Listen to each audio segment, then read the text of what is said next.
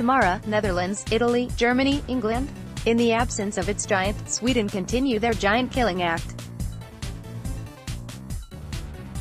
It is a measure of the success achieved by Jana Andersson's side that the shadow of Zlatan Ibrahimovic has not caught up at the World Cup. Ibrahimovic said in April that he would be in Russia and he kept his word. But a sponsor's event was all he would do. His former teammates have been up to better things. Sweden's best display at the World Cup for 24 years began on an unseemly note when a member of the coaching staff was asked to leave South Korea's training session before the team's opening game. However, there have been few missteps since the spying episode. The Swedish players have decisively moved away from the Zlatan years and done so admirably. Sweden take on England in the first quarter-final at the Samara Arena at 7:30 p.m. while hosts Russia face Croatia later in the day at 11:30 p.m. at the Fichte Stadium. Sweden's players take part in a training session at the Samara Arena on Friday. AFP few sides would recover from conceding a last-minute goal to Germany when qualification seemed within their grasp. However, Sweden showed no hangover as they roared back with a 3-0 win over Mexico to not only progress to the round of 16, but do so as the group leaders. This meant that a much tougher fixture against Brazil was avoided, and the Swedes ran out comfortable winners over Switzerland in their knockout encounter. Now, England await. A country which has had an undue influence on Swedish football, to the extent that even Andersson still prefers the 4-4-2 formation. The accomplishments of Roy Hodgson and Bob Houghton in the 1970s carry deep resonance, and one can see hints of that legacy in the way Sweden has defended in this World Cup. With 111 clearances in 4 matches, Andersson's side has cleared the ball more often than any other team in the tournament. Led by skipper Andreas Granqvist, Sweden's resolute defense has been breached but only Germany till now.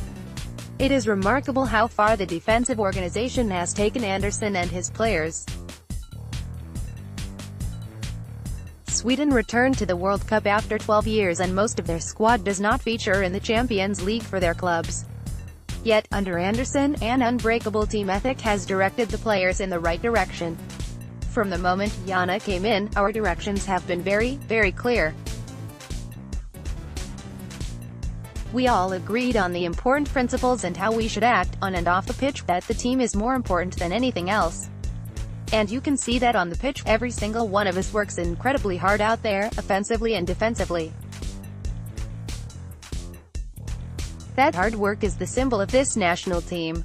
Granqvist told The Guardian. The hard work has carried Sweden thus far and it may prove to be decisive against an English side prone to sloppy moments. In a traditional sense, the Swedes are more English than England at this World Cup. Their emphasis on work rate and organization is supplemented by the presence of one supremely talented individual, Emil Forsberg, whose spark and inventive play proved to be crucial in the round of 16 match against Switzerland. However, goals are a problem. Strikers Ola Toivonen and Marcus Berg only have a goal between them in this World Cup, while every other quarter-finalist scored more than Sweden on its way to the last 8. Just 6 goals in 4 matches, Andersson's players may struggle to exploit the weaknesses which lie in the English defense. England has defeated Sweden only once in their last 8 competitive matches, but that victory arrived in their most recent meeting at Euro 2012. The Swedes, on the other hand, have not registered a win over England since a Euro qualifier in September 1998, barring friendlies.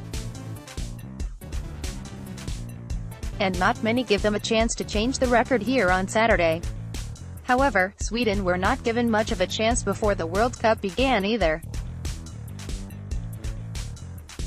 Ibrahimovic's absence was supposed to leave the team without a leader on the pitch, and without bite in attack.